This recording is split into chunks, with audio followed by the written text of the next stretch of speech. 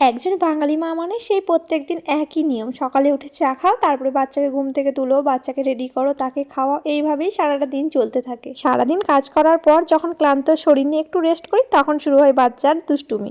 এখন আমার রান্না বান্না প্রায় কমপ্লিট হয়ে গেছে। আগের দিন একটু টমেটো এনেছিল আমার হাজব্যান্ড বাজার থেকে, সেটাই গুছিয়ে রাখা হয়নি, এখন টমেটোটা একটু গুছিয়ে নেব। টমেটো আমার বাড়িতে প্রত্যেক দিনই থাকে, কারণ আমি প্রত্যেকটা তরকারিতে সবসময় টমেটো ব্যবহার করি।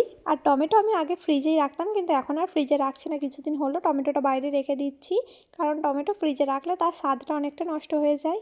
আমরা দুজনেই ঝাল খেতে প্রচণ্ড ভালোবাসি, তাই একটু খাবারের সঙ্গে ঝাল না থাকলে ভালো লাগে না। আর তার জন্য আজকে হাট থেকে এত ধনেপাতা নিয়ে এসেছে। সব ধনেপাতাগুলো একদম দেশি, দারুণ গন্ধ বেরোচ্ছিল। এই ধনেপাতাগুলো লঙ্কা দিয়ে টমেটো দিয়ে একটা চাটনি তৈরি করব, তার জন্য।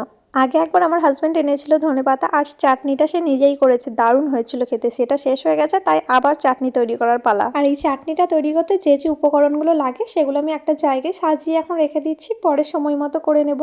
কারণ এখন আর আমার হাতে একদম সময় নেই, রান্না বান্না কমপ্লিট। এখন আমি রায়ানকে গোসল করাবো, খাওয়াবো, আমি নিজে গোসল করব, এখন নিজে একটু রেস্ট করব।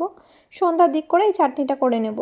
রান্না বান্না কমপ্লিট হয়ে গেছে, তাই কিচেনটাকে একটু সুন্দর করে গুছিয়ে নিলাম। আর কিচেন নোংরা থাকলে আমার একদমই ভালো লাগে না। রায়ান অনেকক্ষণ হলো তার পাপার সঙ্গে বেরু বেরু করতে গিয়েছিল, আর আমি তারই ফাঁকে রান্না করছিলাম। এখন সে এসে মায়ের কোলে আদর খাচ্ছে। রায়ানকে খাইয়ে দেয়, ঘুম পাড়িয়ে দিয়েছি, আর এখন আমি নামাজ পড়ে নিচ্ছিলাম। রায়ানকে নিয়ে তো আমি নামাজ পড়তে পারবো না, তাই আগে ওকে ঘুম পাড়িয়ে দিই, তারপর আমি নামাজ পড়ি।